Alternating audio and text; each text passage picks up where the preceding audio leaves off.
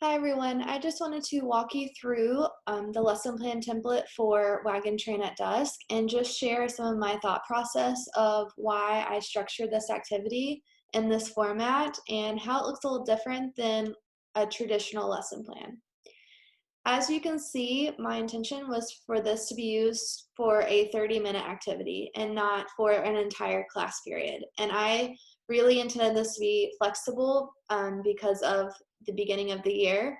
And I really think it's important that students should be reading and writing every single day, even from the first day of school. So I wanted to create short activities for students to do in addition to all of the regular first day of school things that we have to cover. So this is really launching our unit, and this is showing students what they will be doing at the end. They will be writing their own nonfiction narrative essay. So this activity starts off with a quick write, and this can be completed on paper.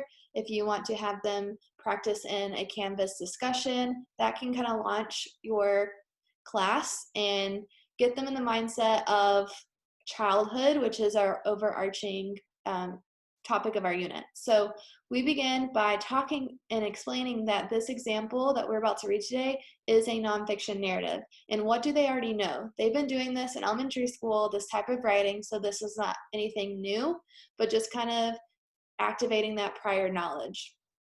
And then we see where we're going to introduce the TN Ready narrative writing rubric. And once again, this is nothing new. It's just kind of an extension of what they did last year. And I would not focus a lot of time on this. I just want to put it in front of students and for them to see for the first time, because we will be referring back to this throughout the entire school year. Next, they will be reading the text on their own, and it's important that we establish norms and routines of students reading the text independently. As you can see, I have buttons over here on the left for them to drag and to identify the places in the text where the author is doing those things. So it's important that they are looking at the text from the lens of a writer, because this is what is going to be expected of them at the end of the unit. So they may need multiple dialog boxes. So you can teach them how to copy and paste, or if you want to bypass that step before you share it with students, you can create multiple buttons or boxes, and then you can simply just drag them on top of each other to have for students to drag multiple of those things. But that is completely up to you.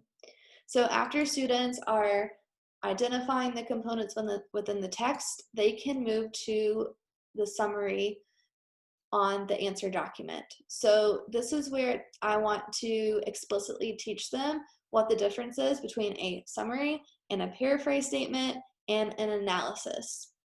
So I created a checklist, and I got the information from our textbook for them to go through to make sure that they have all of the components. And as you can see from the student discourse area, that they, if time allows, students should be provided the opportunity to read a peer summary so they can compare and contrast, and then they can evaluate using the checklist. Slides, they can go to the share button, or they can upload it to Canvas, and then they can respond that way. So although we have to obey some of our social distancing rules with staying 6 feet apart, we can still be creative in how students collaborate and share ideas and writing.